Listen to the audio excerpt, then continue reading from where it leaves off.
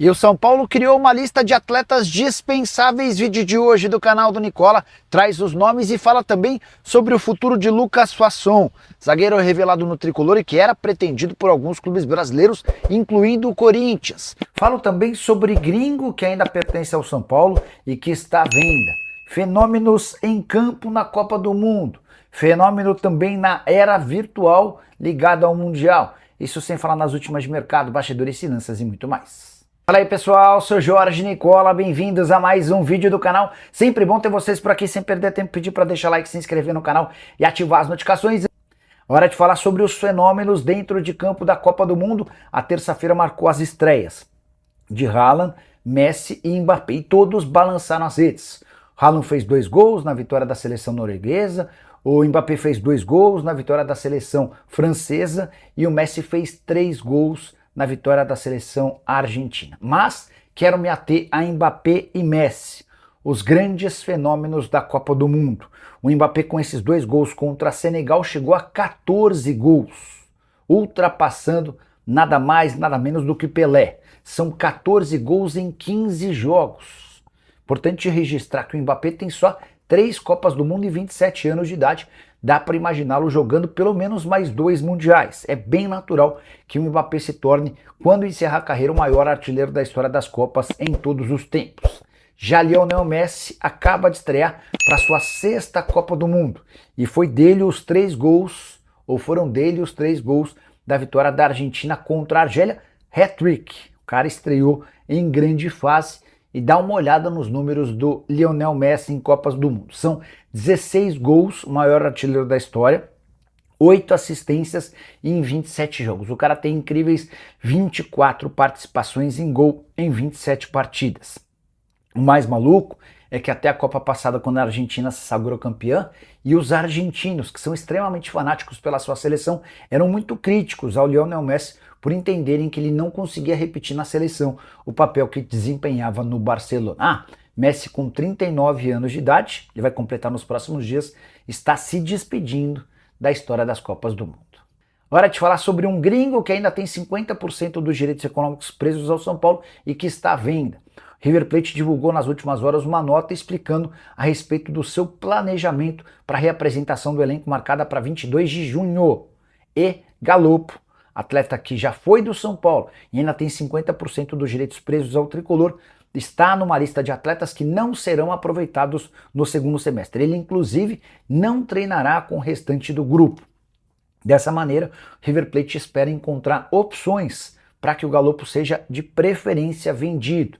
A ideia do empréstimo aconteceria apenas na inexistência de ofertas oficiais. Galopo, que perdeu espaço nos últimos tempos do River Plate de Kudê, 14 jogos e 1 gol na temporada. Das últimas 5 partidas, ele só atuou em uma, quando o River entrou com o time reserva em partida da Sul-Americana contra o Red Bull Bragantino. A avaliação do Galopo hoje é de 3,5 milhões de euros. Se o São Paulo ficasse com metade dessa grana, certamente estaria bem distante dos 6 milhões de euros que investiu quando o comprou. O Galopo é mais um dos reforços que não deram certo com a camisa do tricolor. E acabou a novela sobre o futuro de Lucas Fasson, zagueiro de 25 anos de idade, que era pretendido por Corinthians, Botafogo, Vasco, entre outros. Chegaram a especular que ele poderia voltar para o São Paulo, você sabe, o atleta foi formado no tricolor, passou pelo Atlético Paranaense antes de ser negociado com o Lokomotiv Moscou. O fato de o Fasson ter contrato com o Lokomotiv somente até o fim desse mês tornou ele bastante interessante. Atleta de 25 anos de idade, ótimos números, muita capacidade física. E a novidade vem agora.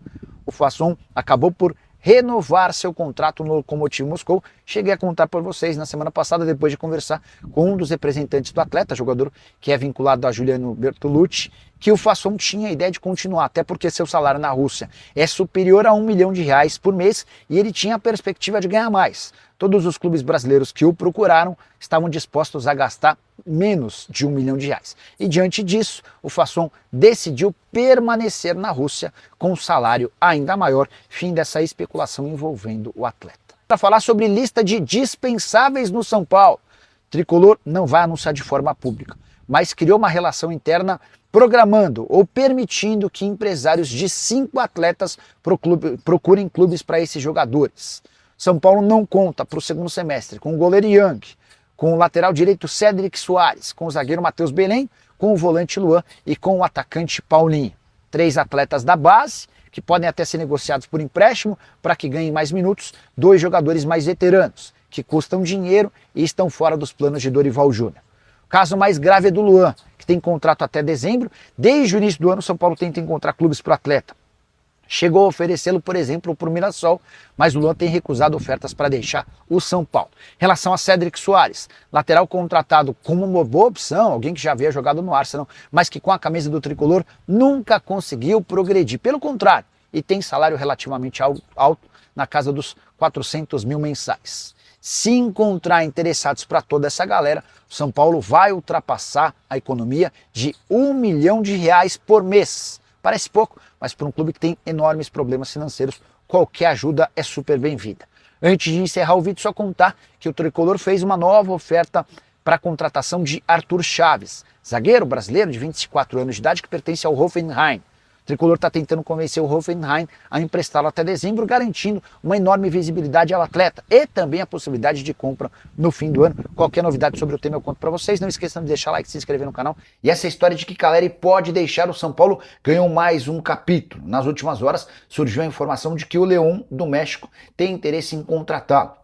A ideia do time mexicano era assinar um pré-contrato a partir de 1º de julho para ter o Caleri de graça em 2027 e esse é o grande risco que o São Paulo vai correr. O Tricolor negocia há mais de 6 meses a extensão do vínculo do argentino, que quer 2 anos de contrato, prorrogáveis por um terceiro, desde que ele bata metas. Mas o grande problema hoje, nem a questão do tempo, é que o Caleri quer receber os 6 milhões de reais que o São Paulo lhe deve. Há pendências também com o representante do atacante argentino.